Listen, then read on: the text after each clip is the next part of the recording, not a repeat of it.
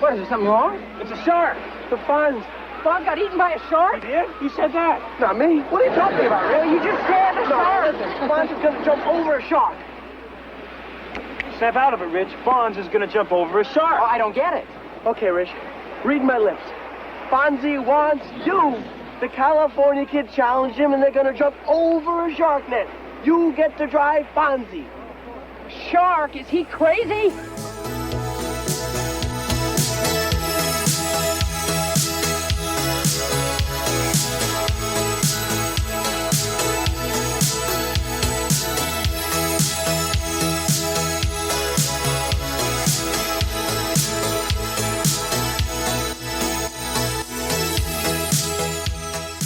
Welcome to Gimmicks, a podcast about the high-concept, experimental, structure-breaking gimmick episodes of TV. From musicals to bottle episodes to a now infamous leap over an aquatic predator.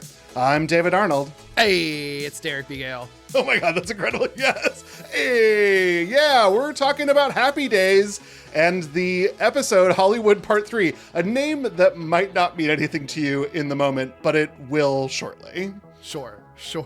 If you're not familiar with Happy Days, it is a sitcom that aired on ABC from January 1974 to July 1984, though, it takes place not in those years, with a total of 255 episodes over 11 seasons, a very, very long-running sitcom. I think at the time was maybe the longest running sitcom until it got obviously beat out by many things after that. Yes. So insanely popular show. We'll talk about it, but like a whole sprawling universe of Happy Days, spin-offs and retools and sequels and things like that. And highly influential. So many like sitcom archetypes that I think, for shows, for decades afterwards really come or sort of codified in this show. But the first two seasons are about just a very innocent teen, Richie Cunningham, played by Ron Howard, who we know very well these days, as well as his family and friends, in an idealized 1950s. But we'll talk about it. But by the third season, the show was heavily retooled.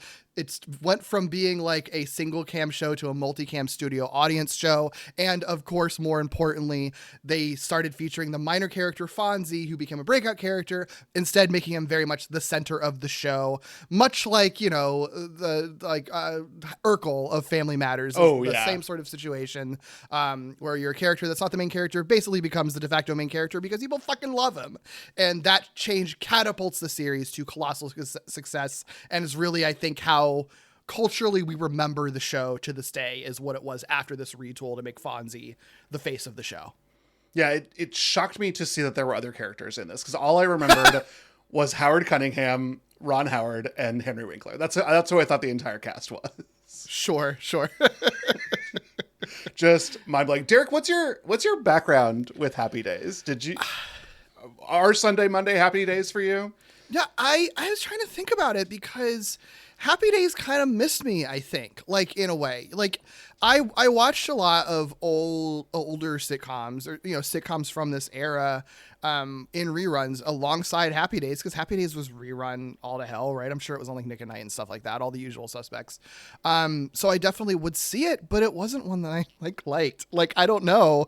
I don't even want to say that I didn't like it. Like, I didn't have anything against it. It was just like of all the sitcoms that I would watch, I was always like entranced by like Norman Lear sitcoms and stuff like that. Oh, sure. But, like, yeah. Well, this one didn't do anything for me. And I was trying to think, I'm sort of like, well, is it because it's a 50s thing? And, what, especially if you're a kid watching it, does it make it feel like it's older to you, like you're watching a sitcom from the 50s, even though it's from the 70s? But I was thinking about that, and I was sort of like, I think I probably did internalize it and thought of it as a 50s sitcom, but I don't think that's why I wouldn't have liked it, because I watched other 50s sitcoms. Like, I watched I Love Lucy, and I watched Lassie, exactly. And I watched Leave It to Beaver. Like, right. I watched all this stuff, and even if I didn't particularly like them, I still would be like, well, but I'm still gonna watch them and internalize stuff. I don't, like you, like I know Richie Cunningham and I know Fonzie, but like I don't know other characters, you know what I mean? Like, I knew Joni Loves Chachi, but then watching the show, I was like, oh, that's Joni from Joni Loves Chachi. Right. I get it now. Like, it's so weird, which is just weird because it's like, it's weird to have Happy Days as a blind spot, I feel like, because it is so hugely part of culture. I don't know. And I can't explain it, truly. I am vibing so much on this because I think the same journey, because I think I watched it and I was like, oh, this is old, I don't like it, while I'm also watching like the Donna Reed show. Right. Like, with not a concern in the world. Or like Grease too, right? Like I like Yes. that's that's 50s in the same way that this is, of the sort of idealized playing on the sort of, broad stereotypes of the 1950s. And I wasn't like, Grease is old. Like I fucking loved it. So like, why wasn't that the same for this show? I truly can't explain it other than the characters didn't do it for me, I guess. I don't know. Yeah, there was some sort of vibe though, Derek, because while you were sort of just middling on it, I would turn off the television rather than watch Happy Days as a child. When this showed up on Nick at Night, I was like, absolutely not. Mary Tyler Moore, give it to me all day long, right into my veins. Sure, yeah. That girl where she throws the hat up, get it, girl, Oh, throw me the too, hat. yeah. Fucking love the hat. Well, we're so gay, Derek. I mean, like that's what made me gay, was that hat. Is like, the show too straight? Is that what it is? Maybe? Oh my God, maybe the show is too straight. This episode's pretty gay, so I don't know. I don't know. And I mean, well, I guess they, like Laverne and Shirley, once they get their own show, that would have been like that's like the gay one, right? That's where all the gays would be flocking to. Once they're not fair. on this, then you kind of are losing that element, right? I watched a lot of Laverne and Shirley. Yeah, I even watched them go to the army and their little animated spin-off. With the pig, the pig So army guy. So stupid. Was it Sergeant Squealy, right? So I mean, excellent. High camp. Can't recommend it enough. But that it was born out of this like Ron Howard vehicle that turned into a Henry Winkler vehicle is bonkers to me. Just absolutely bonkers. But yeah, I would turn off the TV. I would just sit and stare at the wall instead of watching Happy Days, which is wild because I watched a handful of episodes for this. I watched obviously the two that led up to this, and then I went back and watched the pilot just for like funsies. And God, this is hot take. This is a pretty good sitcom. And like America did know what it was doing when it made this number one. Sure. I mean, like, Gary Marshall is behind it, like not an untalented guy. So like, it makes sense. I don't know. It's just, I guess it is one that I can see appreciating now, but I guess as a kid, if you're a kid, in the 90s, I guess in particular, maybe that was the exact wrong, a gay kid in the 90s maybe is the exact wrong zone to be watching Happy Days in. Maybe that's what it is. Well, I don't think the Fonz is working for you or I. No. I don't think the Fonz is our kind of guy. So there's no like even sex appeal to watching the series. Now the Cunningham dad or like Al, like that, there's something. Al all day long, but he doesn't even show up until season 4. I've also got to say, every episode that I watched here, I was like, God, why does Chachi ever love Joni? Because Joni is such a log, and I'm so sorry. But like, Joni is not a well-written character. It's so funny to me though, because I knew the name Joni Loves Chachi, and I knew it was a Happy Days spinoff. I didn't really know anything about it, and I guess I at some point knew that Scott Baio was Chachi, but like didn't connect those dots. So when he shows up in this, and I'm like, that's Joni and that's Chachi. Why is this like tiny child so horny? And how they're the ones who get together? This is so weird. It's so weird. But we'll get into it. We introduce Scott Baio and we talk a little bit about Joni. I didn't realize that she was so young as the actor. She seems so much older. Yeah, she totally does. By this episode, she's only 17, 18. That's shocking to me. Yeah. Thank you. Because I was like, oh, this is like a Melrose Place situation, which is fine. I can suspend disbelief on older characters. Well, Henry Winkler does look like he's like a 30-year-old man playing a high schooler, to be fair. Henry Winkler looks like he should be telling me about a reverse mortgage. Right. He is already that old. Yeah. Well, you mentioned it, but this is a Gary Marshall production. So the series was created by Gary Marshall, but it's also shared credit with Bob Brunner. So we'll talk about both of these folks. Even if you're hearing Derek and I say Gary Marshall and you're like, oh, Gary Marshall made this series, like I don't know who that is, I guarantee you know who this man is. And he has his little fingers all over the world. Him and his sister are also kind of Nepo babies, but I'll talk about that in a second. But Gary Marshall grows up in the Bronx. He attends Northwestern before he goes to Korea with the United States Army. While he's in the Army, his dad gets a job in Hollywood. So they're not like an old Hollywood family, and his dad's never like a big deal in Hollywood. But for what his children end up doing, you have to sort of be like, did you shake a hand or something? Because like they're both huge. Yeah. He returns to New York where he writes for stand-up comedians before getting his break in Hollywood, and then his career begins writing for The Dick Van Dyke Show and The Lucy Show. Of course. In 1970, he adapts Neil Simon's play The Odd Couple for television, and it's a huge success. That makes sense. Yeah, that was the big one. I have actually never seen the Odd Couple television show. I have seen the Neil Simon play, I think 3 or 4 times, but I've never seen the television series. Have I seen the show? I mean, I've seen like the... I don't know there that I've seen it because there was a movie version of it, right? With Walter Matthau and Jack Lemmon, yes. Yeah, I've seen that. Yep, that was good too, which is the play. So I guess I've seen that and not the show. I guess I haven't seen the show. Yeah, I mean, it's, I don't know, it's a tale as old as time. It's like an uppity person and like a slob, and they're together. Wow, and I bet some antics ensue after that. Antics ensue, and they just ensue longer on television, I assume, Sure. because it was like a huge hit, and everyone who sort of is in the Happy Days ether like has at least a toe in the water of the Odd Couple. So it is the Madam Web of the Happy Days universe, Sure. because it really just links all these people together. Yeah, per web connects us all. Well, he creates Happy Days, which then spins off to Marshall-led Laverne and Shirley and Mork and Mindy. More about that in a second. Sure. But Happy Days also spins off Jody Loves Chachi, Blankski's Beauties, based on a one-time appearing character, Blankski, Out of the Blue, and 2 animated shows, The Fonz and the Happy Days Gang, and Laverne and Shirley with the Fonz. The Fonz and the Happy Days Gang is the one where they're in space, and that one is also pretty fun because they're literally aliens.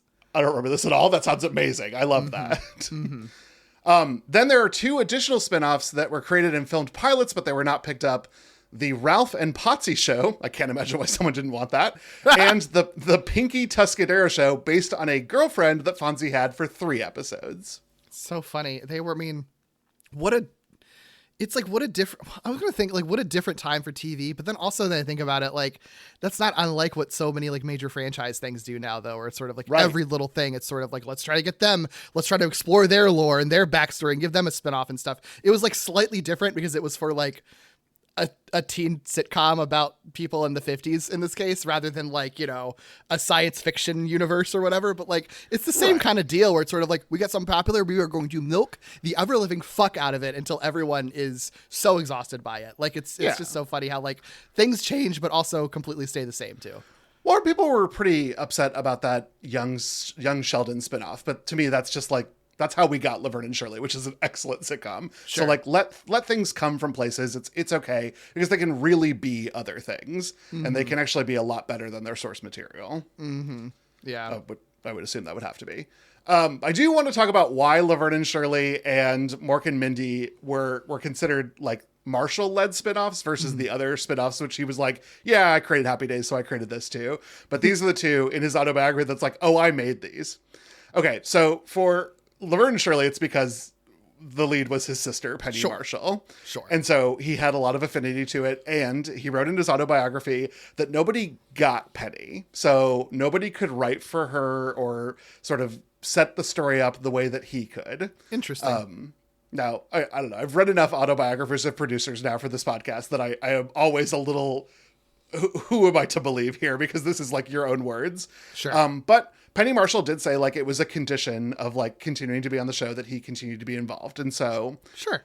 Makes sense. And Good Penny siblings. Marshall, of course, you know, the first woman to direct a film that grossed over $100 million, which was big. She, in her own right, is also a really big deal. Yeah, absolutely. And then Mork and Mindy, because he instantly saw something in Robin Williams and knew he was going to be huge. And I believe it. I don't want to doubt this man, but this autobiography was written in 2012. And so you cannot escape that hindsight, my man. Yeah. I think it's also interesting that like, you know, those are the 2 spinoffs that are successful and that people fucking remember to this day. Like I can certainly, I'm sure, meet people who know Mork and Mindy and don't realize that it was a Happy Days spinoff. You know? I barely understood that it was a Happy Days spinoff. I knew that it was in the ether and I knew it was a Marshall thing, but I didn't know that Mork was like on Happy Days until I started to become like like a TV guy. But like I watched Mork and Mindy. I did not turn off the channel when Mork and Mindy came on. Well, sure, because it's also a science fiction sitcom, which also makes it insane that it's a spinoff of Happy Days. But I think that's what we'll get into with this with this episode. And we'll we're talking about it. So Yeah. So he's wildly successful on television, and it's kind of like he stops doing TV and is like, I'm a director of films now. Which, Look. good for him. go for it, man. He starts with the satire Young Doctors in Love, which I watched for this. How is it? I've heard Wild. of it, but- It's hilarious. I mean, it's funny if you are a person who has seen or is aware of medical soap operas, because it is a lampooning of medical soap operas. That sounds really fun. It kind of felt like it was custom made for Chels, and I need to make sure that she's seen it. Okay. Yeah. Then the other thing he makes is the little bit more autobiographical, The Flamingo Kid. I did not watch that. Sorry. But I had a great time with Young Doctors in Love. A+. From there, that sounds really fun. yeah, from there he directs Overboard, Beaches, Pretty Woman, The Other Sister, Runaway Bride, both Princess Diaries, Raising Helen, Georgia Rule, and in what feels like an absolute 30 Rock gag, he directs Valentine's Day, New Year's Eve, and Mother's Day, which are considered to be a trilogy of romantic comedies. Yeah, I think None like of a which I have seen. thematic trilogy. Yeah, they've all kind of got that Love Actually, bunch of stories, cross paths. I've never seen any of them. I'm sorry. I haven't either. But you know what? I have seen many of these other movies that he's made because he is a banger director, especially of rom-coms and, you know, romance things in general. Like, now that I think about it, I guess I never really thought about it, but like, he's really good at just like making movies about and for women, actually. Like, probably knocks it out of the park every time. And part of the reason he gets tapped for Princess Diaries is that he becomes known as like really good with new actors. And that's his legacy from Julia Roberts, his legacy with Anne Hathaway, both of whom wrote beautiful things for his book and beautiful recognitions of his life after he passed. Wow. Julia Roberts is like, drove me to tears, and she did it at a production of Pretty Woman on Broadway because he had just passed and she was there. Wow. Yeah, it was. Oh, that's beautiful. Someone got on their cell phone. It's not a great recording, and also don't use your cell phone at the theater. But I'm glad you captured this moment because it was really beautiful.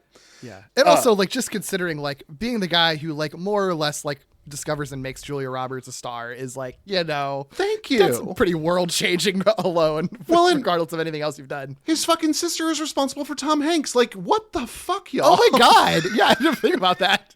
Jesus, as I sort of like unraveled the onion, and again reading his autobiography where he's not like subtle about this, he's like, oh yeah, I discovered people. I was the one who got people back into acting after they weren't there for a while, and I was like, okay, get it. Like, he talked about directing Lindsay Lohan on this Georgia Rule movie that I have seen because of who I'm married to. Just wild stuff for him.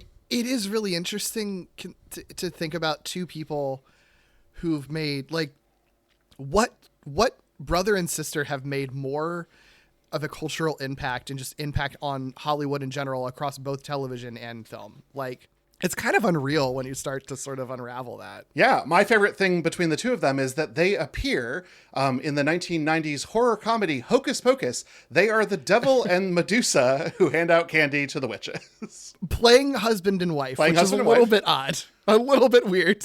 Always found that a little odd. Why are they there, though, Derek? Well, according to his autobiography, it's because Bette Midler called him. Because, of course, she had been in his films. Yeah, and he seems like a very likable guy. Yeah. So he's also done a lot of acting. He has had 48 roles on film, 91 on television, including a voice on Rugrats, a voice on The Simpsons twice, and he had a role on Sabrina the Teenage Witch. Of the things we've covered on Gimmicks, but I wasn't going to do the whole filmography. He's been in a ton of shit. We also have Bob Brunner, who is an important part of this, specifically because he's credited with creating Fonzie and his catchphrase, sit on it, which plays very differently in 2025 than it did. Honestly. It's very funny watching the opening sequence and just seeing the zoom in on the graffiti that says sit on it. And I'm like, oh boy. Or when Marion Ross says it later, she goes, oh, Howard, sit on it. I was like, oh no. Oh no. Yikes. Oh my gosh. Oh, I loved it. But anyway, Brunner wrote the premiere episodes for season 5, which leads into part 3. So it's like important for this. So he would go on to produce other things like Love, Sydney, Private Benjamin, Webster, and Different Strokes. So He also worked a lot in TV. Obviously, no one can be as influential as Gary Marshall, so kind of a bummer to be following him up in our credits list, but still very influential in television at the time for sitcoms. Yeah, the series actually almost didn't happen, though. So it began as an unsold pilot starring Ron Howard, which aired in 1972 as a segment titled Love and the Television Set on ABC's Love American Style, which were these sort of vignettes that came together. And there's a lot of television history reaches back to this as well. It's kind of where pilots went to die, but it's also kind of like the Tracy Ullman Show, where things would get born from it. But also, like, I wish more unaired pilots got aired in like a little anthology thing like this. I love that they had this. Right. Well, because of what he saw on the screen, George Lucas casts Ron Howard in American Graffiti, which is sort of Happy Days the movie, with like more edge, obviously. Yeah. And because they saw Ron Howard then in a film about the 1950s, ABC executives went back to the pilot that Paramount had passed on and decided they were going to give it a chance with Ron Howard in it. Yeah. American Graffiti, which also stars Mackenzie Phillips, who then goes on to star in So Weird, which was produced by Henry Winkler, which he then guest stars in later. Truly. So it's all connected. Her wife connects us all. I loved that moment of it. I watched American Graffiti for the first time for this, and I have now seen it. Okay. I've actually never seen it. I don't know that you need to, Derek.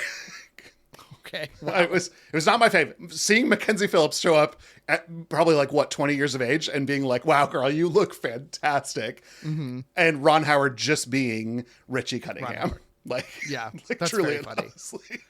I don't know. It wasn't my favorite. I looked at my phone a lot. Sorry, American Graffiti heads. I'm glad that George Lucas went on to do other things, but a feminist he is not, and the 1950s is not an environment for great feminist storytelling. So didn't roll my socks up. I'm beginning to understand now. Okay, gotcha. Yeah. Stay tuned for more Happy Days. The 50s, the best thing about television in the 70s. That blast from the past is back. Happy Days are here again. Monday, happy days. Tuesday, Wednesday, happy days. Nick at Night's bringing the 70s classic about the 50s to the 90s. I beg your pardon? It's simple. Happy Days are here again. And what better way to celebrate than with a marathon of the top 40 episodes and a room full of real live Cunninghams. Watch the Happy Days Top 40 Marathon starting September 9th at 8/7 Central only on Nick at Night. The Happy Days Top 40 Marathon is brought to you by Sears. You may have heard the term jump the shark, but do you know where it came from? Happy Days. Because you see, Fonzie went out to Hollywood to become the next James Dean, but that didn't work out so good. So then he was hanging out on the beach with his leather jacket, and this guy challenged him to a water skiing race. Then, basically, the Fonz jumped over a man-eating shark. Really, though, you have to see it to believe it. So make sure you watch Jump the Shark Night, Monday starting at 10 p.m. Eastern, 7 Pacific, only on the Hub. We are talking about Season 5, Episode 3, Hollywood Part 3. The original air date on this one is September 20th, 1977. And the synopsis per IMDb, Richie must choose either a 5-year Hollywood contract or college in Milwaukee, while the Fonz accepts the California Kids Challenge to perform a dangerous water ski jump over a shark. What? That's a familiar sounding phrase. Truly and honestly, this episode is the origins of the jump the shark trope that gets discussed in all sorts of domains today, but it all came from Hollywood Part 3, a television episode that I kind of swore to Derek was in Hawaii, but it's just a beach. I said, I think it's a Hawaii episode too. I think the family goes to Hawaii, but they're just on a nondescript beach in Hollywood. Yeah. We'll talk about that. This episode was written by Fred Fox Jr., who started on Laverne and Shirley as a writer before writing and producing Happy Days. So went from what was on the spinoff first and then went back to the origin show, which is always funny.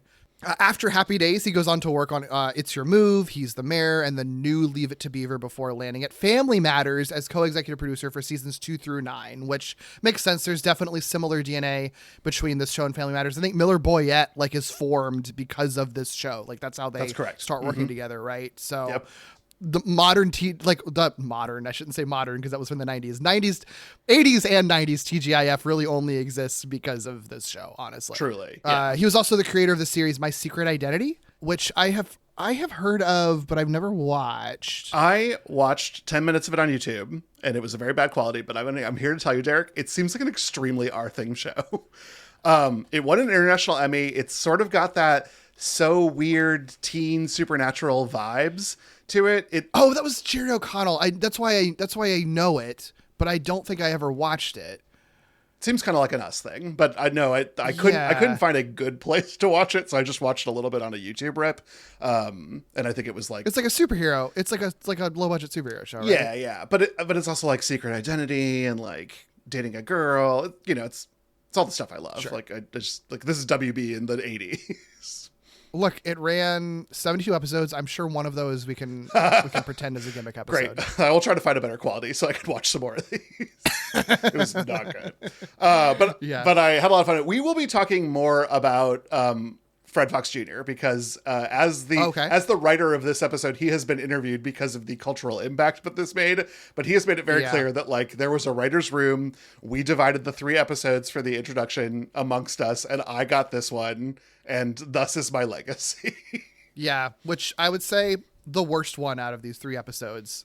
3 episodes that I would also argue aren't that great, honestly. Yeah. But the worst one out of a not particularly that great 3-parter. We'll talk about it. I had some problems with all of these. I'm glad you watched that. We totally didn't have to, but like, and I will say the best part of this episode is the beginning of it. Sure. Because they do a great recap of last week. Oh yeah, truly. Yeah, actually, like that one of the best recaps I think I've ever seen. Actually, really cleverly done. Yeah, we'll talk about that. This episode is directed by Jerry Paris, who directs 237 of all 255 episodes of Happy Days. So one of those directors. He's a producer by this point on the show, so very influential on it. He actually started as a TV actor. You probably have seen him if you watch older TV. He's been acting since 1949, probably best known for his role as Petrie's neighbor on The Dick Van Dyke Show. So, you know, and then Carl Reiner invites him to direct on that show, and then he directs 84 episodes of 158 episodes of The Dick Van Dyke Show. So, like, it's cool to see. You can like literally on screen see this man's career change like visibly from the character he's playing and then directing that show that he's on and then now directing other shows. Yeah. So, you know. And actors become directors all the time, but actors don't usually become like workaday directors. Right. That's a little bit rare. That's like Jonathan Frakes kind of famously did that, but absolutely, you know, yeah, you don't really usually see it happen like that. He does a ton of TV, like we said, as a working director before directing 19 episodes of the aforementioned The Odd Couple, which is where he connects very deeply with Marshall and then is brought on for Happy Days and Laverne and Shirley, which is how he ends up here directing 237 episodes of this show. He also is known for directing Police Academy 2 and then Police Academy 3, the third one of which was released the year that he died in 1986. So yeah, it's kind of sad because he's got this like really robust history in one of the golden ages of television of the sitcom, and then like his last 2 directorial features are the Police Academy movies, which I don't think are as well regarded maybe as Happy Days. Well, the sequels especially, I think. So like not even the first one. It's like 2 and 3. Yeah. So, you know. Yeah. All right. Yeah, that's a bummer way to go out. Yeah, it really is. It really is. Poor guy. Well, we've got some great cast to talk about here, and I'll start with the 2 who are given top billing in Happy Days, which are Ron Howard and Henry Winkler. Ron Howard is Richie Cunningham. He is probably best known as a director today. Especially if you're, you know, like a Gen Millennial or Gen Z, you probably know Ron Howard as a director, or you might know him for just being himself in things because he does a lot of that today. Yeah. Famously the director of the J.D. Vance novel adaptation. Right. Hillbilly Elegy. Yeah. Oh yeah. When I was looking through his director stuff, I was like, wow, is Ron Howard bad at picking projects or what? Yeah, look, You can poke some holes in his filmography, unfortunately. Yeah. He has made some good things, but Yeah. not everything he's made are bangers, and some of them have objectively done evil in the world. Yes, so, agreed. Agreed. I don't know that it's always his fault, No. but Well, and he was, do your work, Ron Howard. But if you don't know him as Richie Cunningham, it's possible you know him as Opie from the Andy Griffith Show, because that's where I first saw him. Little shithead. But he did also do episodes of The Twilight Zone, Dennis the Menace, and The Smith Family before getting cast as Steve in American Graffiti, which again leads into Richie and Happy Days. And it's never that he stopped acting. Of course, he is the uncredited narrator in Arrested Development. He shows up a lot of places. But like after he is Richie on Happy Days and like the Happy Days extended universe, where he shows up for things and does his voice for animated projects. He's like the Luke Skywalker. Yes. Of Oh my Happy God. Days. They're going to remake Happy Days and like CGI his ass into this shit.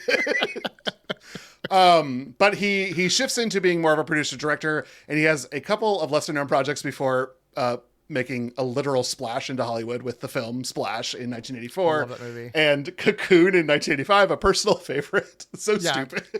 Yeah. Look, again, he's done some of his work has done evil in the world, but also he did do Splash and Cocoon, so like maybe it balances out. I don't know. Yeah, and I would argue one of the better appearing of themselves guest stars of The Simpsons.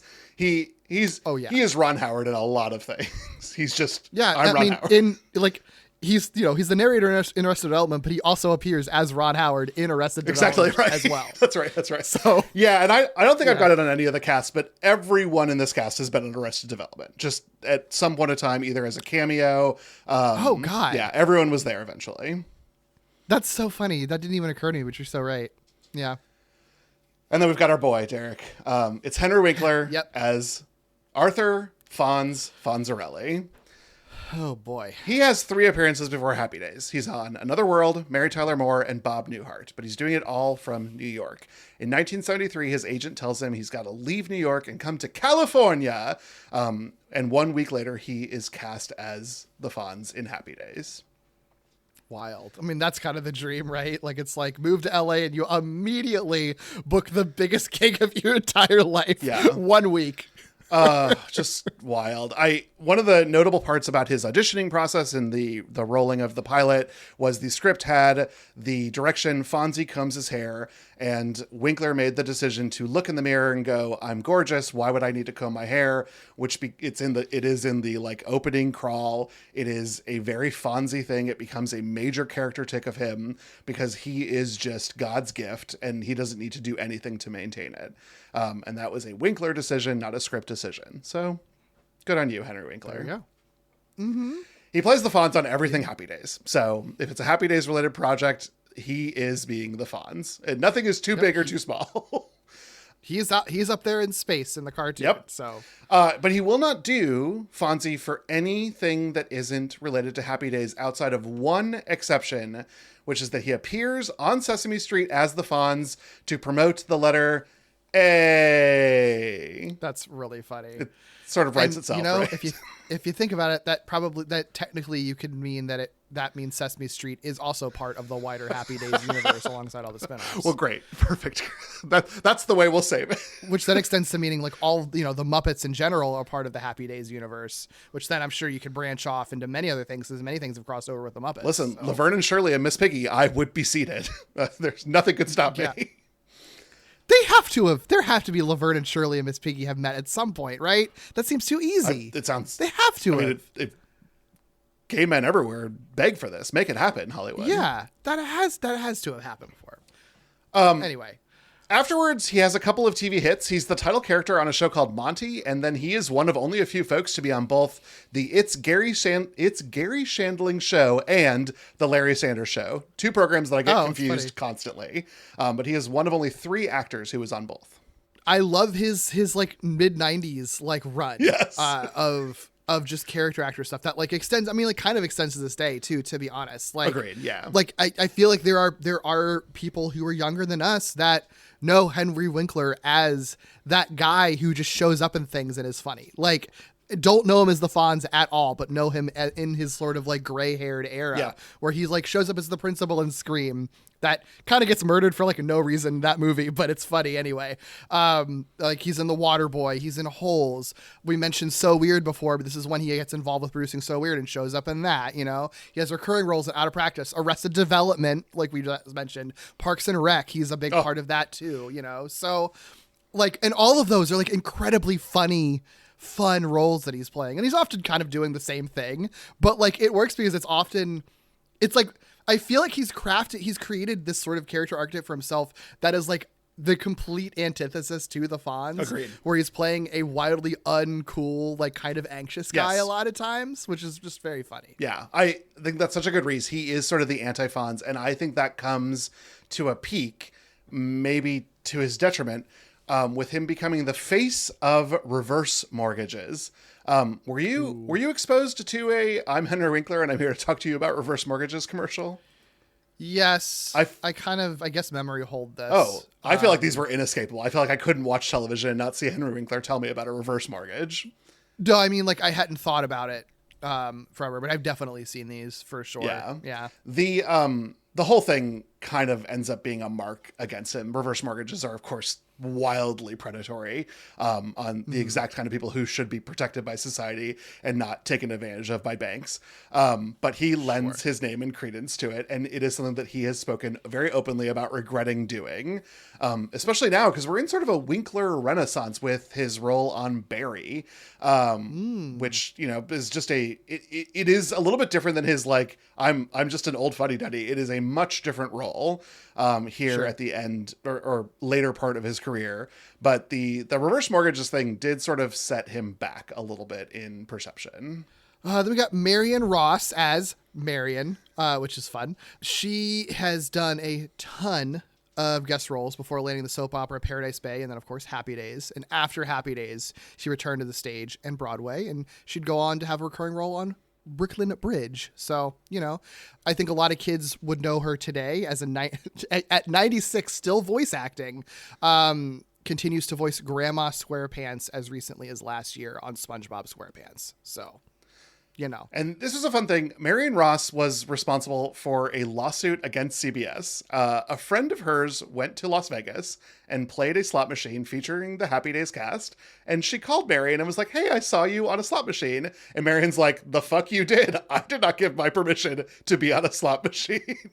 Wow. And she and three of her other cast members, and well, two of her other cast members and the estate of Bosley, sued CBS, who owned Happy Days and owned the sort of contract associated with their likeness. And they sued them for $10 million because this was a breach of contract. It ended up settling with them each only getting $65,000 and a, quote, promise not to do it again. So they literally violated their contract. They did not strike the slot machines. They are still in use today. They still contain their likenesses. And Marion is the jackpot symbol because she's the best. But just wild stuff here. Yeah, it is. I mean, because that is funny because, you know, some people have a like gambling is a thing that many people have like a very moral stance against. So to put people on it without their consent is pretty fucked up. Yeah. What I thought was also interesting was that neither Winkler nor Howard joined the lawsuit, even though their images are also used, but they continue to do work with CBS. And so this was one of those things that was a little like, well, if you had joined, maybe the lawsuit would have been successful, but it was, you know, Tom Bosley would have certainly drawn some ire, but it's his estate as he's passed away. It kind of sucks on that end. Yeah, that is kind of sort of like, you're just the mom on Happy Days. Know. Who even cares? Like, you know, that's not No, me saying. I know. That's just sort of like, that does kind of suck. It's like the two most powerful people could have helped out there. Yeah. We also have Donnie Most as Ralph Mouth, or also known as Mouth, because Ralph Mouth sounds like Mouth. Yeah. He's best known for Happy Days, but a fairly prolific character actor. He's shown a bunch of stuff. He was on the Sliders episode Dead Man Slide. He was Eric Cavalier on the animated Dungeons and Dragons show. So, like, if you were watching sci-fi fantasy in the 90s, you have run into him, which is really cool. Yeah. And then we have Ansem Williams as Potsy. He is much less prolific than most. He's best known for Happy Days. And when he appears in things after Happy Days, it is almost always with Most. Like, it seems like Most gets the gig, and then Williams is allowed to like tag along. My favorite version of this was that Most was cast in Sabrina the Teenage Witch as the White Rabbit when Sabrina goes to Wonderland in like a late season. She's in college. Harvey's not there. And Williams appears as the White Rabbit's sidekick, but he is named Potsy as like a nod to Happy Days because, of course, Sabrina was a very like a show that like knew its it knew its roots. That was my favorite one of these. That's really funny. That's really, really funny. But yeah, their IMD almost becomes like parallel at a certain point where it's like Most will take a gig and then Williams just shows up. I mean, I'm glad they're like buddies. It seems like in that case, yeah, like, that's kind of fun. Yeah. It's just sort of like, oh, you got me for it. Let me call my buddy and then get him on too. They are absolutely the most forgettable part of this show, though. Truly and honestly, I can't.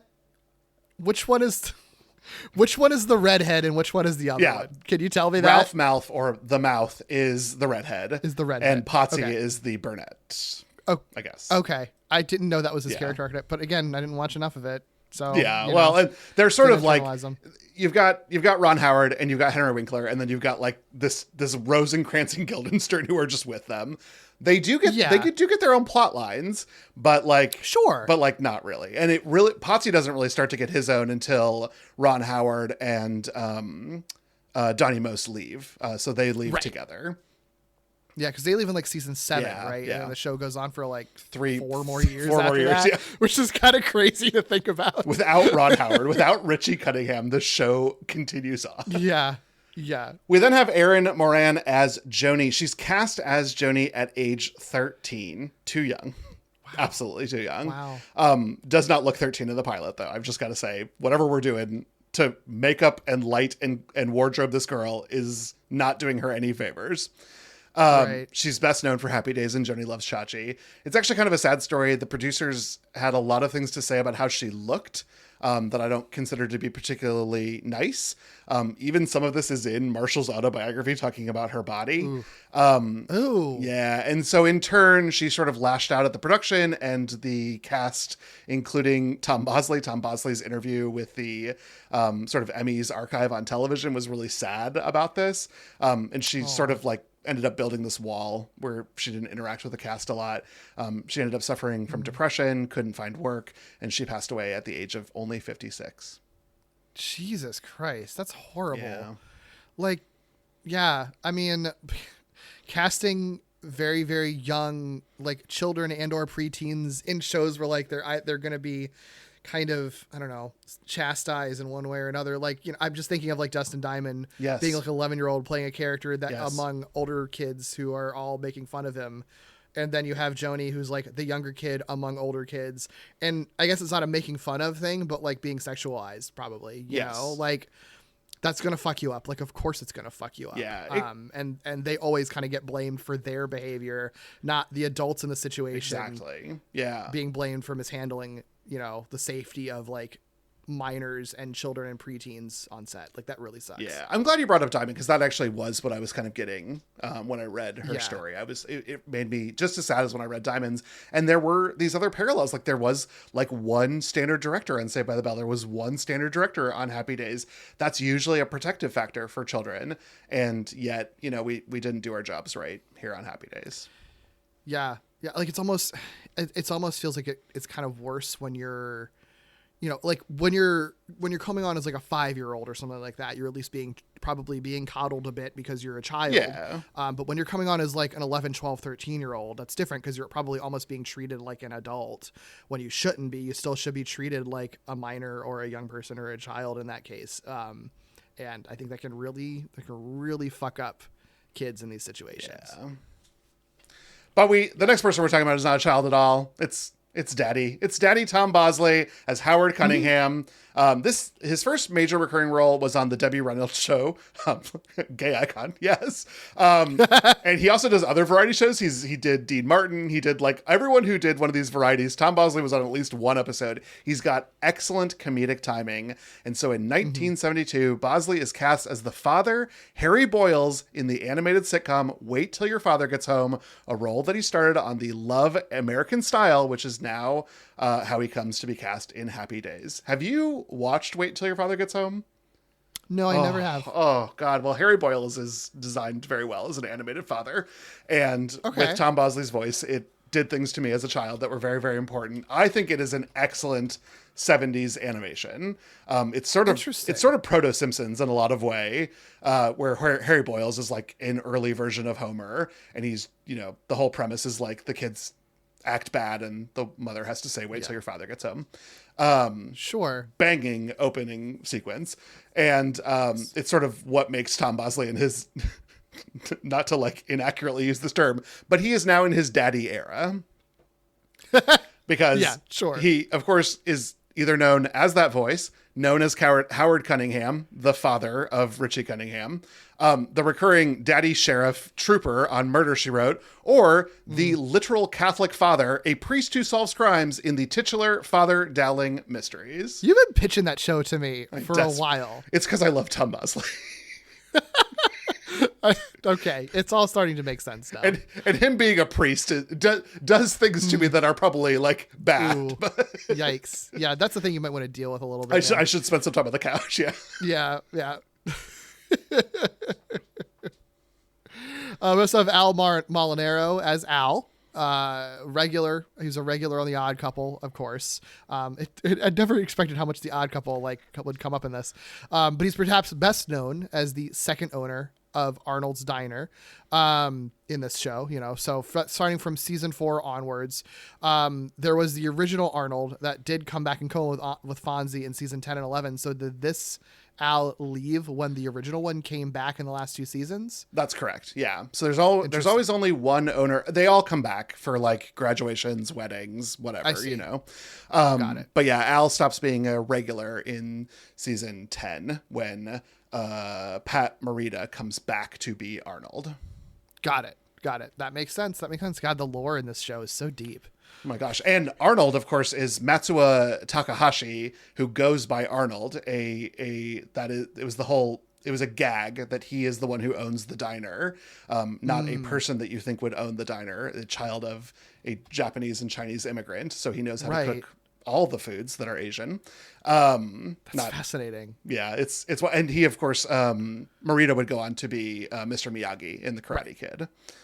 Yeah, that's so funny. But got his start on Happy Days. I don't think I ever knew that. Yeah, it's wild. His interview on the Emmys thing was just incredible because he was like, well, yeah, they said that you have to have an Arnold show up to get season 3 renewed, and so the producers wanted to cast somebody that nobody would expect to be Arnold, and so they picked me. It sounded a little racist now that I say it out loud. I was like, oh my god, I love you so much. Good for him, because yeah.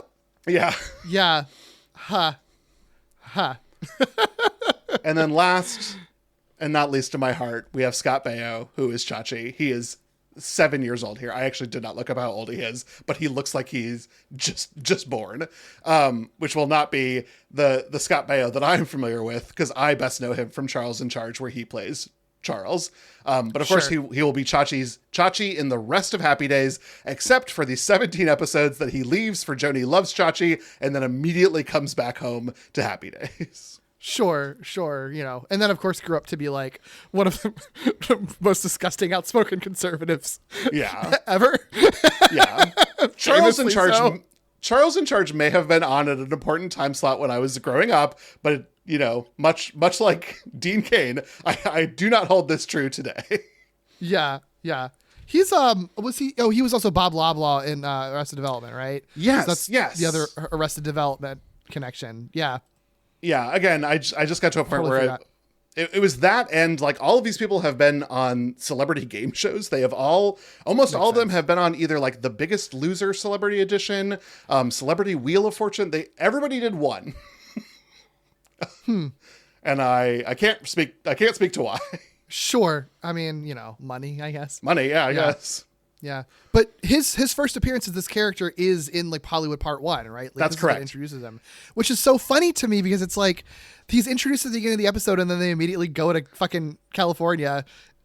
So it's like, why is this his introduction? Why didn't they save that for a later episode? It's wild because he's kind of cousin Olivered into this. Like, they're like, oh yeah. remember my younger cousin Chachi? And Chachi is like, I am instantly in love with Jody. I am introducing myself scene forward being into Joni. And then they're instantly gone from this character that feels like he's being brought in to like save the show. Right. It's so weird. It's so weird.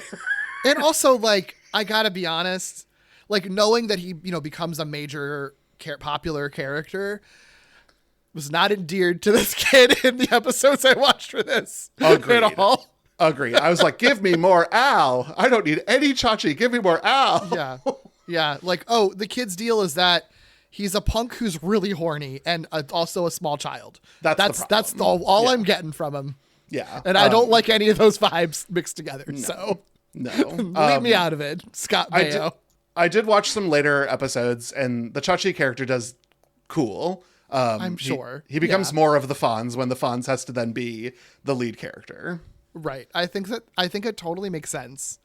But this is a pretty piss poor introduction of that character. Yeah. Well, and I don't know if you felt this, but when it started, I was like, should we already know who this is? Because like it felt very in media race, not like this is a new person. I was just sort of like, oh, he's on the show at this point. I was shocked to read like that was First an introduction. episode. Like that's insane. Wild. Yeah. Why are we watching this episode? So the gimmick of this one, I think this is kind of another instance. Honestly, I think there's a little bit of similarity with this and the Saved by the Bell episode we did very recently, in that like it's not so much that this is the most gimmicky episode of Happy Days, probably. Like honestly, like I'm sure there are other episodes that we can do that are like extra weird. The episode that introduces Mork from Mork and Mindy, I'm sure makes a perfect gimmicky episode, right? This one, it's less because of the episode itself and more of the cultural impact that it creates. The gimmick of it technically is that it's a vacation episode, right? It's like there's a whole deal. It's part of a 3-parter, which I think at this point, like I think the previous season, they'd done a 3-parter. It worked out, so they opened this season with a 3-parter. And the big deal of it is sort of like, what if the Happy Days gang, which they normally are just living in Milwaukee, and the whole deal is that like it's a small town and they hang out in diners. What if they went to Hollywood and hung out on a beach? That's just different, right? That's a thing that TV shows do sometimes. Just take your characters that live in a specific setting, put them in a different setting. It's very straightforward, very simple, but the vacation aspect of it means that you also get to see them in swimsuits and see them in water, and like you get out of the studio audience aspect of it because they have to be filming, on location on a beach, right? So immediately there's a very different vibe. I think with this too, like, the first 4 seasons took place in high school, and the characters are going to college. So there is going to be a little bit more, I guess, thematic stuff about characters deciding what they want to do when they grow up, essentially, or if they're going to leave home and stuff like that. So this kind of arc is a bit of a transition. In a way, it's almost like the summer vacation between high school and college, Yeah. And episode 1 of the 3-parter is so beach. It's all beach all the time. Once they leave Milwaukee, and sadly, Tom Bosley has to take off that excellent Shriner's hat and his little leopard thing, which I loved. But they have to go to the beach because that's where the kids want to go. Mm-hmm. But then it's like beach. Like it's young love. It's Hollywood. We're in the water. It's kind of cool. I like it. Yeah. It is, yeah. I mean, honestly, it's the first episode feels almost like really separate from the second and third parts in a way. Like there are obviously elements like the talent scout element is there. They reference the shark in that first episode, so like things are set up for parts 2 and 3. But that first part is just like really chill, and it really is just a hangout episode, and there's not really much of any conflict at all. All the conflict ends up coming up in parts 2 and 3, which is sort of interesting. Yeah, and I think it's also wild that a 3-parter had worked for them before, and how it worked for them before was part 1, a week, part 2, a week, part 3, a week, and it was like hugely successful. And this time they go part 1 and 2 in week 1, and then wait a week for part 3. And so I think part of the like storytelling around all of this was that there was so much hype between the first 2 episodes and the third one when the jump finally happens. That's a really, I think you kind of nailed it because it's like, I think watching these 3 episodes in succession, I don't think it's going to feel the same. But if you are waiting in a week, and I'm sure this was heavily publicized of the the Happy Days gang goes to not Hawaii, goes to Hollywood. Yeah. The other H goes to Hollywood, and and they tease Fonzie on a water ski, and there's going to be crazy antics and stuff like that. Of course, this episode is going to feel like even more of a letdown when you wait a week in between. Yeah, and I've also got to say, and I didn't put this in the notes, but like 1975, Jaws comes out. 1977, it's only 2 years later. The world is still hungry for the shark of it all, and so I think watching this, I was like, who fucking cares? Because the script goes out of its way to remind you that this is a very scary thing. This is very frightening. The stakes are very high. And I was like, they are not. Just boop it on the snout. But I'm a modern audience. And I think in 1977, maybe there was a lot of anticipation about the jump itself. Yeah. Or like, are they going to show a shark leaping out of the water at Fonzie or something like that? Like how actiony is it going to get? Right. And then the episode itself is just sort of like everything's fine and nothing funny happens either. So it's just boring actually. But that's the reason that we're here really, the vacation episode is the gimmick, but what makes this one stand out is that like this episode and the jumping of the shark that Henry Winkler does, creates a term that then becomes like the example of a TV trope, essentially, like when people have come up with a funny, silly name for a thing that happens in media. This is like kind of where it comes from. So it starts as early as 1987 at the University of Michigan. There's some others who say like 1985, but like in the late 80s, there's late 80s. This is like 10 years after the episode aired. So like it's been, in reruns, it's in pop culture. I think generally people have talked about like Happy Days ran for 11 years. We all know that it went downhill. When did it go downhill? That's still a conversation we have about TV to this day, right? So John Hine and his friends were drinking beer, watching Nick at Night, and we're like basically just asking each other, like, when did Happy Days go downhill? Hine's friend Sean Connolly said, it was when Fonzie jumped the shark, no question. So that becomes just an in-joke for them as a group because that is a funny thing to say, jump the shark. Yeah. Like, and I wonder, I wonder if that's like kind of maybe the first time that was really uttered, because you could also like, you could explain it as like, Fonzie was in a competition where he water skis over water where there's a shark in it or something like that. But the phrase jumped the shark is so like direct and evocative, like it totally makes sense why that would just ring, like that just sort of gets caught as an in-joke for them. Yeah, and Hein was like they would just call each other and be like, "Oh, my pizza's late. It jumped the shark." Like it was truly like that level. Like it wasn't what it was today. Like it's hard to even think about it not having all the meaning it has today and just being like a fun in-joke between you and your friends. That's like we all do it. And so like this one just grew legs. Yeah, it's like a thing. It's just sort of like sounds like it was just a thing that was annoying that happened, but where things sort of change is that, years later, like 10 years later. So this is like the mid 90s. Hein is teaching a class on making a web page with HTML. And, as part of this in-joke, he makes jumptheshark.com as an example. Right. But that's the website that basically explains what the concept is. And I think now, doesn't it just go to tvguide.com? I think it's broke. I think it's completely broken. Yeah. But like at the time it would be, I think, right. Like, wasn't it like specifically like a list of like, here's where we think TV shows jump the shark. Yeah. And people could email in, and that's part of what he did is he taught this class to like make a web form because it's 1997. Like it's not, it's not like, course it's not even MySpace era. Like this is like early internet. Oh, and for sure. The good time when internet was still good. Exactly. And so like the existing website, it was kind of plain Jane. It was just sort of an alphabetical list of television series and a remark about when it jumped the shark. When did it stop being the thing that it used to be? When did the quality start to dip? But it became, per Hein's own statements on this, it became a hobby for him to kind of update it and take suggestions from people. And then it became like a significant time commitment, 3 to 4 hours a night, almost every night a week for 10 years. He maintained it. But I think that really speaks to the thirst people had for wanting to talk about television in this, like, talk about it seriously and critically. Yes. Because I do think that nowadays things are so fragmented, but I think that in the prime of, internet criticism, I guess you can call it, from like, between the late 90s and like the 2010s, I think a big part of like pop culture conversation is just talking about TV. There's something so specific that's different than talking about movies and video games and books. Agreed. TV being something that there is so much of it that exists for any one entity. So many shows have so many episodes and are ongoing and are things you can stick with for a long time.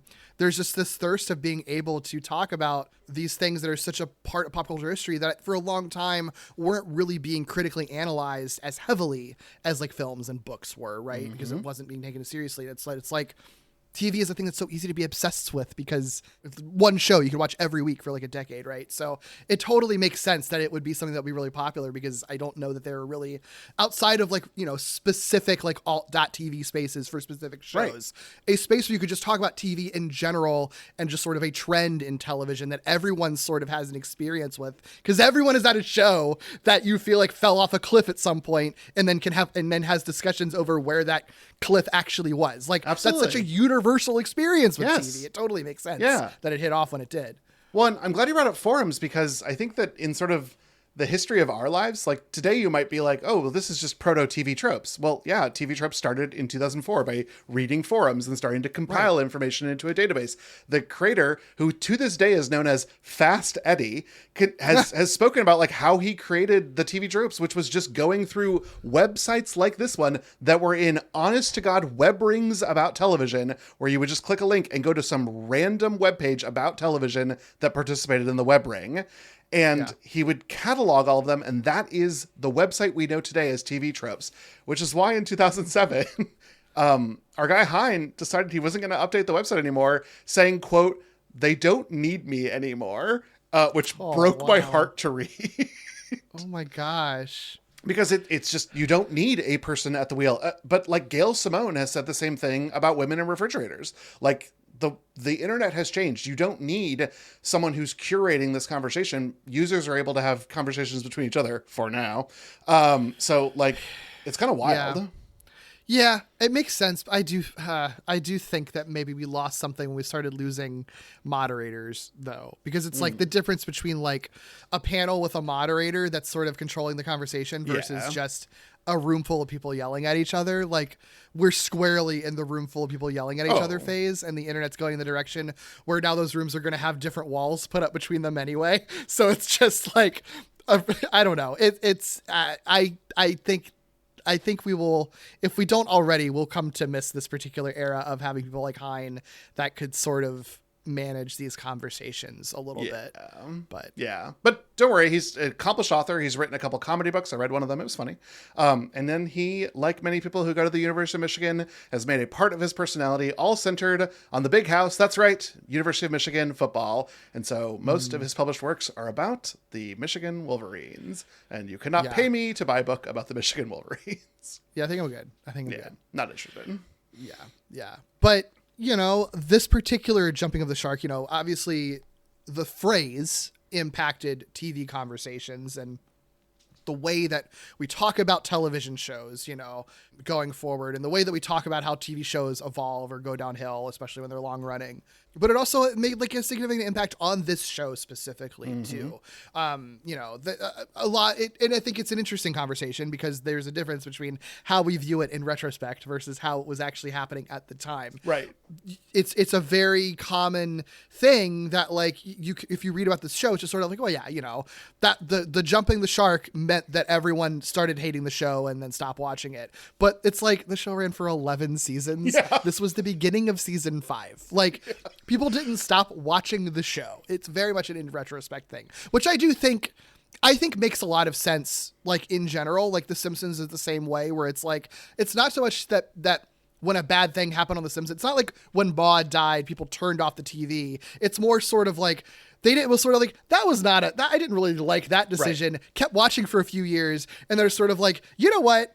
In retrospect, it hasn't really been as good since Maude. Right. Like, it's kind of that experience, you know? Yeah, we pick these things that become sort of the turning point, and they almost never are. To the point that I was like reading Reddit comments about this, and they were like, oh yeah, when I watched this, I was instantly turned off of Happy Days. Like, okay, the American public was not. So like, you might have been, but my guess is that you are aware of that it changed the formula of Happy Days, which really had been changing since season 3. And it would go on to become much more different. And you are now choosing this moment to remember. I mean, back to Simpsons, like people cite the Armin Tanzarian episode, and yet like there's really good episodes of The Simpsons like immediately after that. Including that episode. That episode. Including really that episode. Good. Including so, that episode. You know, And but I think that because we're pattern recognizers, we do want to find one thing and say, oh, this was the thing that made it worse. Yeah. And like, to your point, I think Happy Days, it is interesting, like considering how culturally influential it was, and in people's memories, it's sort of like, oh, this is like a highly successful show. It was one, like you said, like the first 2 seasons were like a single cam sitcom with a laugh track that I think people would argue was like a little bit smarter. And then season 3, they retooled it, put it in front of a studio audience, made Fonzie the main character, like your basic like TV bullshit where it's just like our smart show isn't working, we've got to make it have a broader appeal. Like it had already been retooled. And after the shark jumping is like, you know, when Richie leaves, and then it becomes a completely different show anyway for a few years. So like, This is the tale of a show that was like constantly changing and evolving to fit in with audience expectations and deal with outside influences and people leaving and stuff like that. Like it was a perfectly messy production, just like any other sitcom was, you know? Emily St. James described this as like the sellout show of our lifetime, because the minute something more popular was possible, they were like, no, let's chase that. They were just constantly doing it. But it's kind of why it lasted 11 seasons. Mm-hmm. Yeah. And I think, you know, like I think that audiences nowadays maybe are a little bit, I don't know that I would say this. I don't want to say that audiences nowadays are more savvy, but I think that they're savvy in a different way now. Different way, yeah. I think people will still buy into, you know, to corporate bullshit, but I think people are a little more aware of like, wait, you're only changing this to pander to me, and I don't like that. You have to be a little more calculated and a little bit more elegant about how you pander to me, you know? Mm-hmm. At this point in time, it's just like, I think people were a little more willing to just be like, I don't know, it's just my like comfort show that I watch every week, whatever. Right. Like, sure, give me more Fonz, let him say A and sit on it more. It's fine. Oh, sit on it. Oh my goodness. But I do like that, like a lot of things that then become named as tropes in television, the origins of this are almost so far away from what it then becomes known as, to the degree that like we have sitting lawmakers who accuse each other of jumping the shark based on their policy decisions. Like, go home. You're drunk. Like, do not be here right now. Yikes.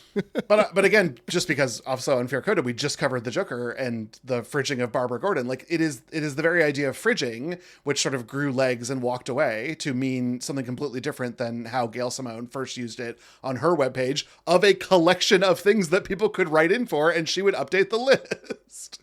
I do think for this show too, I think there is something, like we're already referencing this and talking around it, but like, when we're saying like, you know, it wasn't like it was this moment, because like this episode got like huge ratings and stuff like that. The show continued to get huge ratings after a while, like ratings that are like unheard of today, right?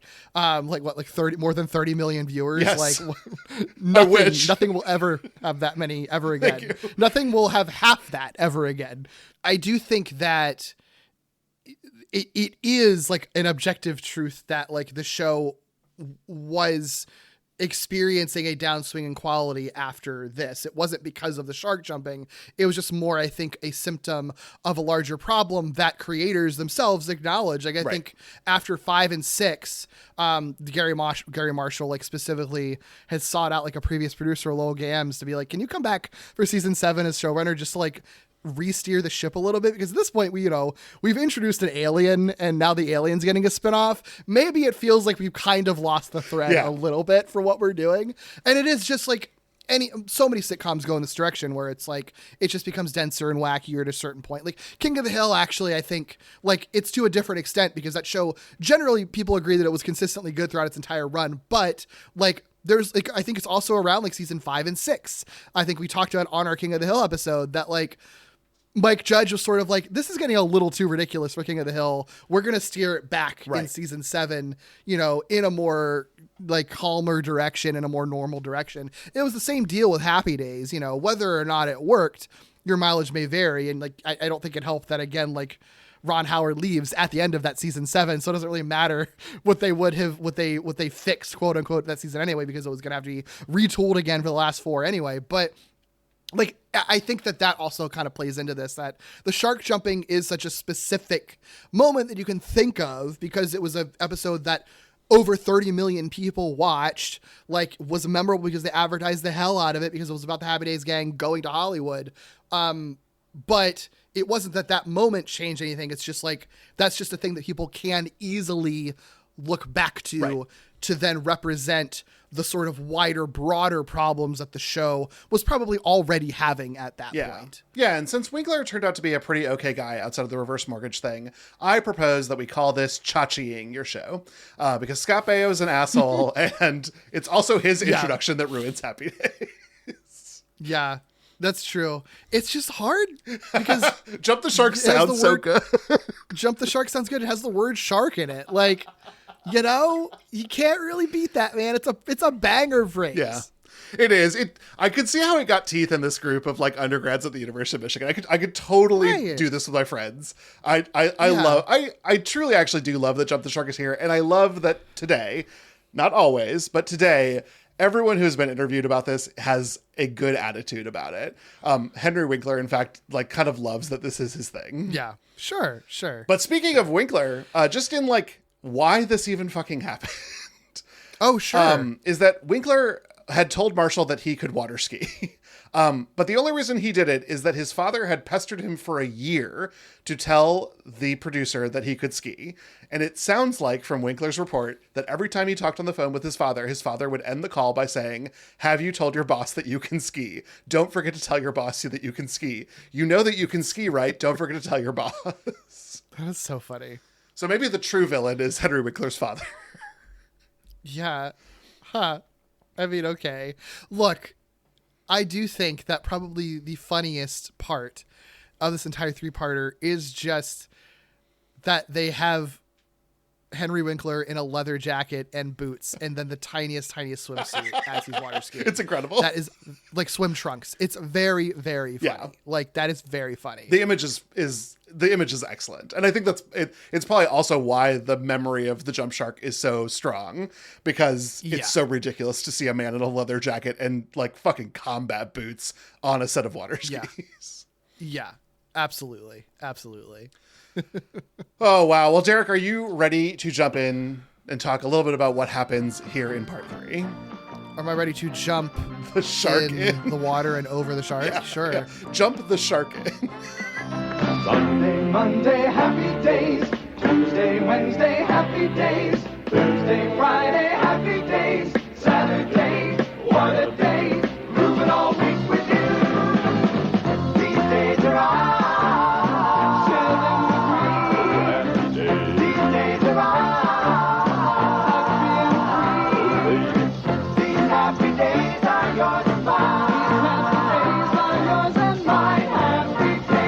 The thing is, though, I'm not going to have that much to say. Me neither. I didn't really like this very much. It was whatever.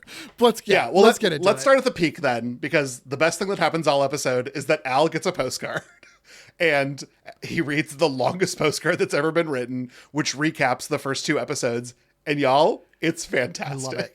It's so good. What a genius way to do a recap. Yeah, it's all Richie has written the postcard. He's describing his time there in Hollywood. Oh, he's got a Hollywood contract, and oh, he met a girl, and oh, Fonzie's got to jump a shark. But Al Molinara is doing such a great job in the read of all of it. And he's on the phone to Chachi, which like just does, it only is a way for him to read the postcard out loud. It's really incredible. I love A Last Time On that's integrated into the world. This was perfect. Really good. Really good. Yeah, I agree. Best part of the All best part of the all episode. downhill from here. Yeah. I have had the Happy Days song stuck in my head Me too. for the last few days because I'm of sorry. this. It is I know that, I know the first 2 seasons had like Rock Around the Clock or whatever, but the actual Happy Days song that now, it is quite an earworm. Like they really nailed that. It truly did. It truly did. I'm going to say, you know what else starts with Rock Around the Clock? American Graffiti. That's the first song that plays in that. Really funny. Oh, speaking of music though, I know that one thing that is weird about this show that we didn't talk about is like music rights have always been a problem for this. Yes, That's why it's always hard like, to stream. Despite being so popular, like you can find it in reruns to this day. Like it runs on like MeTV all the time and stuff, but like streaming is always hard. Like it, like Paramount Plus, in the US, Paramount Plus has like 1 season of it. Yeah, what the fuck? And not even the whole season. I think like Pluto TV is the same way, even on like the sort of streaming channels where they play it, like they don't play every episode because so many episodes use real pop music from the 50s. Yep. That would be so hella expensive to get the rights for. And like you'd think that Happy Days, like The Simpsons, would be the kind of show where it's like worth paying the money to get the rights to that music to release it because it's a hugely influential and popular show, but no one ever spends the money for it. So even if it gets released when it gets released on DVD, the music is changed out. So for these, I specifically like looked up like rips of it from television reruns. Me too. I don't know how much of it actually had. I don't know how much of this episode was affected by like music changes on DVD and stuff like that. But like that is a weird thing about this show is that it's like hard to watch the original iteration of it because of all the pop music in it. Yeah. Like Rock Around the Clock, for example. Yeah, it actually led me down a rabbit hole because I was trying to find, because I just wanted to watch some other episodes. I really wanted to watch the Mork introduction episode. So Yeah. I sent the household on a mission and the household returned to me access to these shows. But as I watched it, I sort of became aware of a different thing. And we talked about this when we did our bonus episode on the Mythic Quest finale changing. But Happy Days changed a lot of their episodes after they aired for re-airing or for syndication because of spin-offs that were created. And so they 80-yard lines for some of the characters, and they filmed an entirely different scene to end the introduction of Robin Williams' character Orc when that was picked up as a separate series, because originally it was all Fonzie's dream, and they changed the ending for that episode when they got picked up to be like, oh no, I'm really a Martian. Ha ha ha. It is wild. That is really, again, this is like the sellout show, isn't it? Like they will do anything. Like no integrity, just change whatever the fuck you want. There's I'm sure the original prints of these episodes are just burned somewhere. It's like, who gives a shit, In addition to the rights issue, like nobody could actually find the original cut of any of these. I'm sure. Like it's just, it's whatever. That's so funny. That is so funny. Yeah. I love that the episode gets started in earnest, and instantly we're like, we have to get rid of this girl. So Richie's little girlfriend that he's made there on the beach, Nancy, oh darn, I have to go study oceanography. And that's the end of Nancy. She's just gone. Yeah, I guess if you do also want to point to this episode, indicating all the bad things that was happening with this show, it's like there is a real story about Richie having to decide like if he wants to kind of change his dreams on a whim because of a huge opportunity he gets. Like he wants to be a journalist, but it's like, wait, I'm literally getting a contract to be in Hollywood for 5 years, which is like a wild prospect for me, would change my life completely. Like, but how do I make that decision? Like, is this the dream that I want? Like, and also like, I'm basically, screwing over a friend by doing this. Cause like Fonzie is the one who came to Hollywood to be a James Dean type because a talent scout found him. But then, it's classic sitcom antics. Like, Richie is his partner in his like screen test, and then they like Richie more than the Fonz, so Fonz doesn't get a job, but Richie does. Like, cool, classic sitcom thing. There's a great character story in there about Richie having to decide like what's best for himself versus is screwing over his friend worth it, or like does he even want the stream, or should you seize any opportunity? There's some fun, complex stuff that also fits into this theme of like, you've just graduated high school, you're starting the rest of your adult life. What do you do with that? Great theme. What's barely in this episode? Fucking Richie. All of that. At all. Well, like, it just becomes, what if the Fonz feels bad about himself and wants to jump over a shark? And like, I was surprised that it is integrated character-wise into the Fonz, like feeling inferior and wanting to do something about it. And that's what drives him to this crazy water skiing stunt. I think that it was more smartly written than I thought. It's not random. But it is very telling that, like, it becomes a story about the Fonz rather than a story about Richie, even in an episode that feels like could easily be about Richie and be very entertaining and make a lot of sense. Which is sad because when it's just the Cunninghams back at the hotel later in the episode and they're talking to Richie about the decision he has to make, it almost feels like we're setting up to move Happy Days to Hollywood. Like, it almost seems like this is going to be the thing that changes the series here, is that he's going to become an actor, and the Cunninghams are like, well, I guess we'll just move here. Like, Jody even says that. Oh, I guess we'll just move here. Yeah. But no, we've got to jump the shark, Derek. So this is where Potsy and Ralph show up, and they force Richie to go to the A plot. The action's happening over here, buddy, and they drag him away.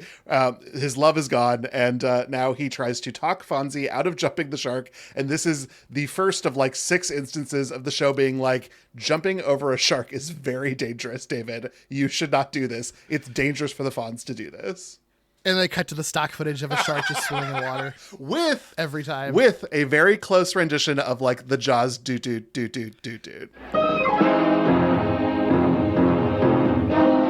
Shark. That is the stupidest thing I've ever heard. Close. It's not there. Very funny. Yeah. I mean, I appreciate how hard they go on it. It's sort of like, you know what we're doing. It's fine. Like.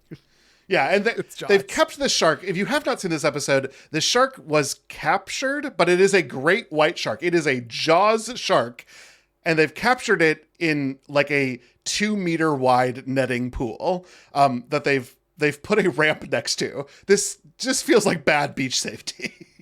Yeah, why did they put a ramp next to it? What are they going to do with the shark? Why did they just they captured it, but what are they going to do with it? They're just going to let it die there? Like, what's happening? I don't know, Derek. It's so bad. This whole thing is so bad. It's not great.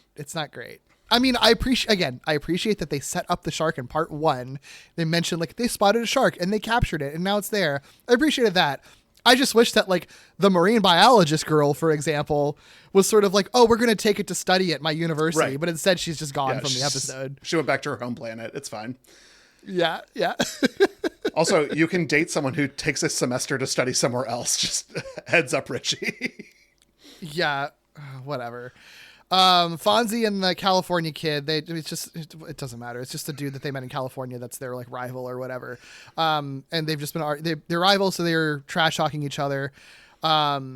And they're in this competition to jump over the shark. Yeah, that's just what they're doing. Yeah, it genuinely like doesn't matter. But what I do think, like I said, what is important from a writing standpoint, what this episode isn't total garbage or anything like that. Like they have set up a position for Fonzie to feel inferior by having lost out on this opportunity to be a Hollywood actor, seeing his friend get the gig instead, feeling just really shitty about it, and it's like wanting to prove himself.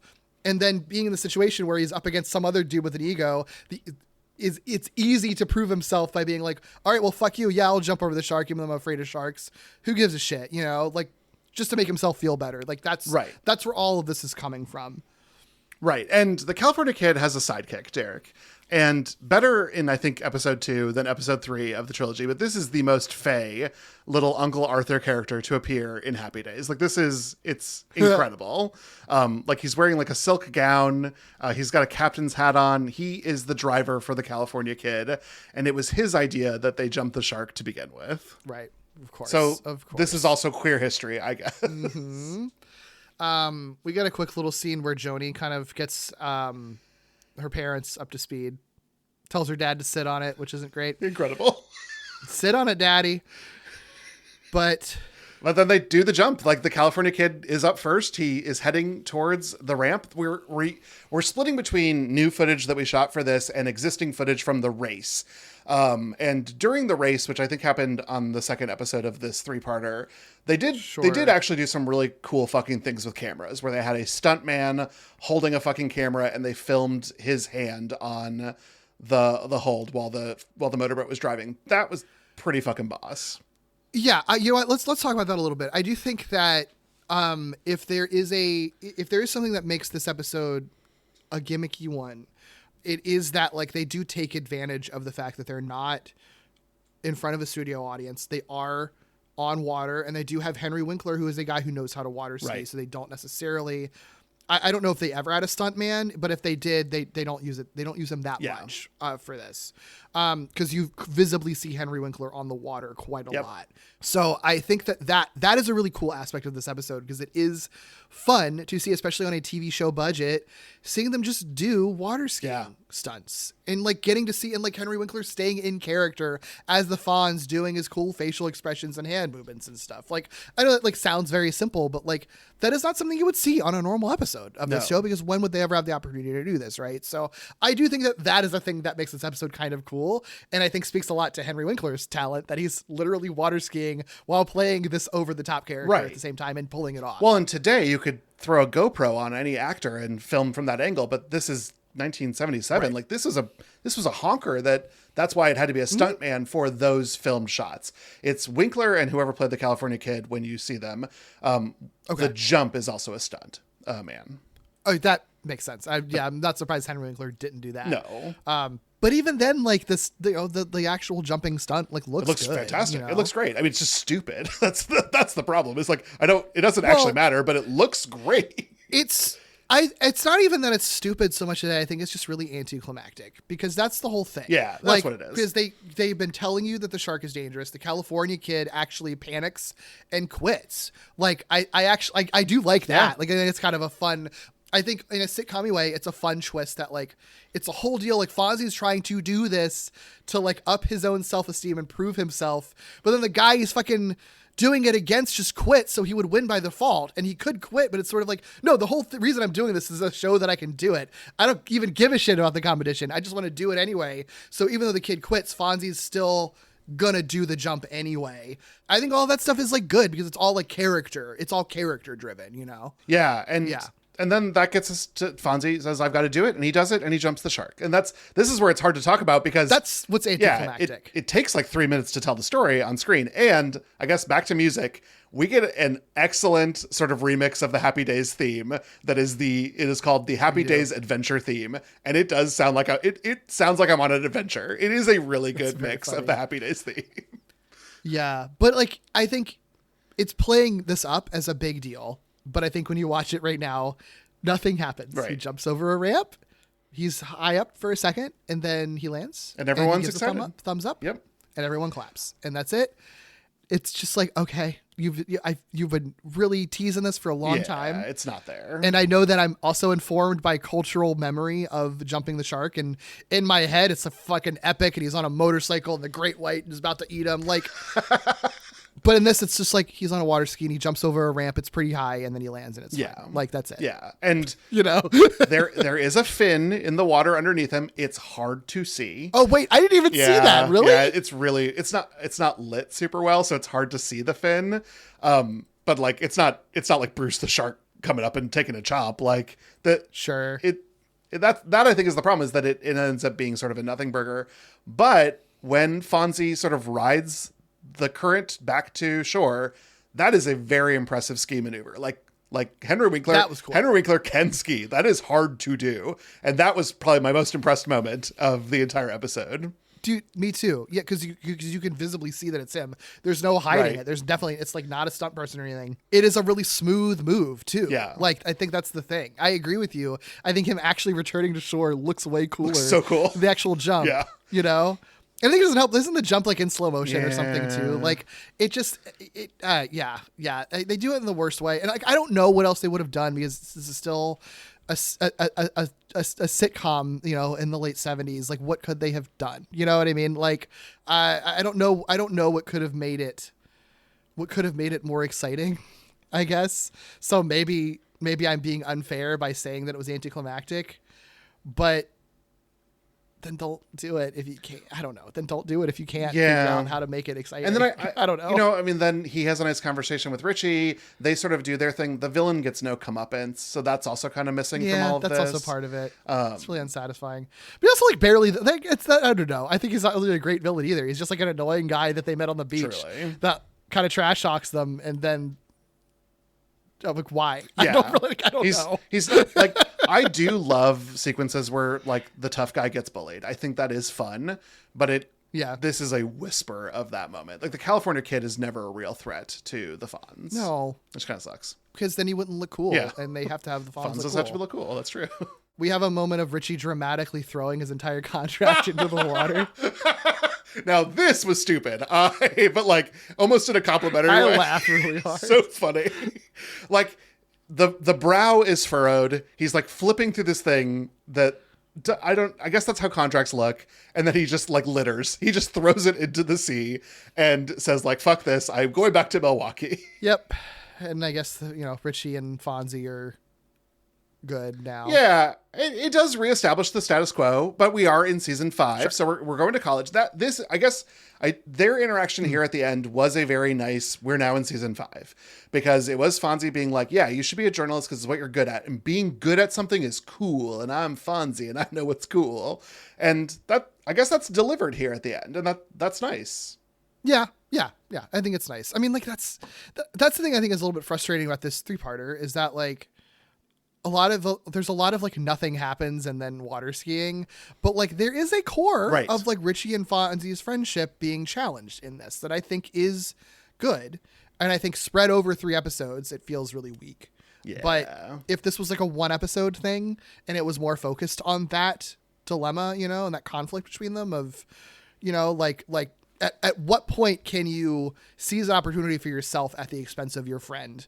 I think that's a really fun sitcom conflict that you can have, especially when it's like about them growing up, right? Like leaving high school, and it's sort of like, well, I've got to do stuff for myself as a grown up, right? Like we're not in high school anymore.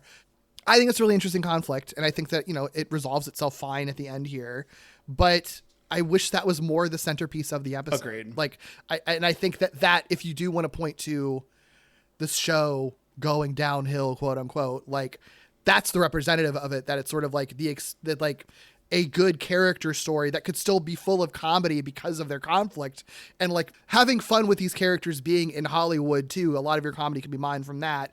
Instead, just sort of gets derailed into Henry Winkler on Henry Winkler on water skis, Yeah. Like that's where I feel like it's indicative of this show kind of going wrong and focusing on the wrong things. Completely agreed. And that I think is what formed the cultural memory. That's probably why Hein and his buddies brought it up. And that's where people got disappointed. I think that if this was even a 3-parter in one night, I might have been a little bit more forgiving. It's the weak wait, the shark jump not being that exciting. And ultimately, it doesn't feel like we ever found the heart of the episode, and I could see it. And I'm not like a writer or anything. Like the heart was there. We could have got it. Yeah, absolutely. One last thing that I want to say on the gimmicky end of it too is that it's just a funny thing where you can always tell with sitcoms when like the difference between a real studio audience versus like recorded canned laughter. It's very funny with this one because obviously there's a lot of this on location with beaches. So you can tell that it's like it's a laugh track that it's not that often. Like you don't hear laughing that often. It really is just when there are jokes being told. But the second that they're back on set at the end of the episode in Milwaukee, oh my God, the studio, these people scream whenever any character walks on stage. It's crazy. They're so loud. They never shut the fuck up. This audience never shuts the fuck up. It's so funny. And it's like, as soon as they're back at the end, everyone is cheering for just characters walking into the diner. I'm like, nothing's happened. We've seen them all episode. They just walked in. And I'm baffled. Did you come to a filming of Happy Days and got to see one scene? Like what's the logistics on this? It must have been a back-to-back thing with whatever's next. Yeah. Like there's no way you'd seat an audience and film like 2 minutes of airtime. No. Yeah, they were filming a bunch of it at once, I'm sure, but it's still just funny because it's just like it makes it so striking in this singular episode how different it sounds between the beach scenes and the diner scenes with just the studio audience. Yeah, and not for nothing, but like Ron Howard never looked great in the sun. He I'm not trying to be mean. I thought the Fonz looked great, but he's wearing a leather jacket. But like as soon as he gets back into Al's diner, I'm like, yes, you deserve to be lit by like lights. That's your way, my friend. Yeah, Ron Howard found dead. Never go to a beach. Pale people should never be on a beach, is what David said. Yeah, take that, Ron Howard. Yeah. Also, one last thing I just found funny. The the sort of like the Disneyland, like Mickey Mouse ears that they give Al at the end of it. Like I have that exact same style one from Disney World from when I was a child from like 1993. Yeah. That has my name stitched in the exact same way. It looks exactly the same as what he has. I think I still have it in my closet somewhere, but like little tiny Mickey Mouse ears with the yellow stitched lettering. I love with my name on that. it. It looks exactly the same. It's just funny. I just loved how happy it made him. It made me very happy because it made me think of a time when Disneyland or Disney World represented something different. And I think today that the vibe is it's not a bad vibe. It's just a different vibe. The magic isn't really there. It's something different. Yeah, for sure. Well, Derek, congratulations. We have officially jumped the shark. We've done it. We've talked about another formative part of the history of television. And here we are on the other side of it. Anything else you want to say about this episode, the first appearance of Scott Baio in our lives or Happy Days in general? Yeah. Now that I think about it, between Scott Baio and like some of Ron Howard's filmography, this show unfortunately has done quite a bit of evil, actually.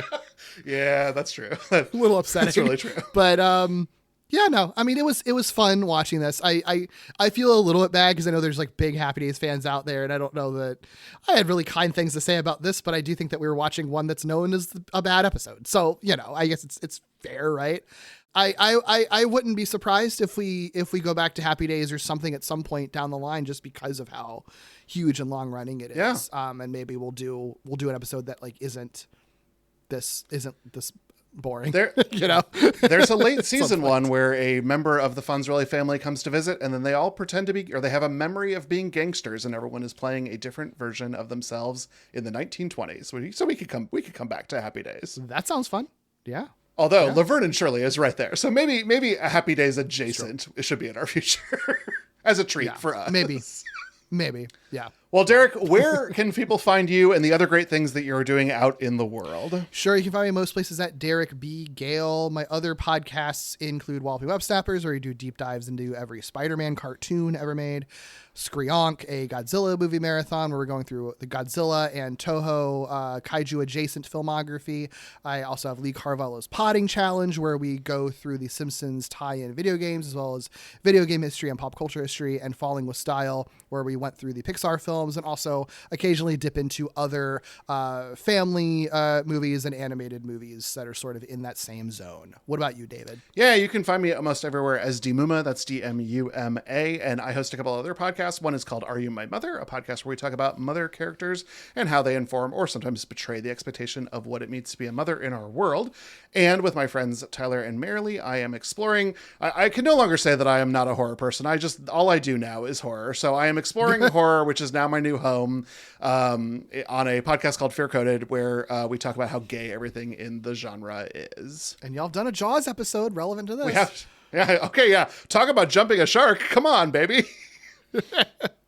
Gimmicks is a proud part of the Glitterjaw Queer Podcast Collective. All of the shows that we just mentioned are part of Glitterjaw. If you're looking for other queer media podcasts, check out the full roster of Glitterjaw shows at glitterjaw.com. And if you want to support this show by giving us a little tip, we would greatly appreciate it. You can buy us a coffee at ko-fi.com/gimmickspod.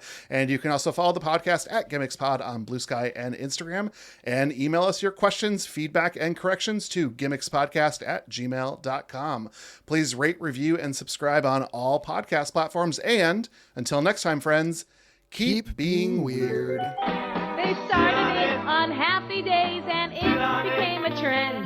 You can say it to your brother. Sit on it, Richie. Or to your brother's friend. Sit on it, Mal. When your mother's really angry, she can say it to your pop. Sit on it, Howard. You can stand up to the law and say it to a nasty cop.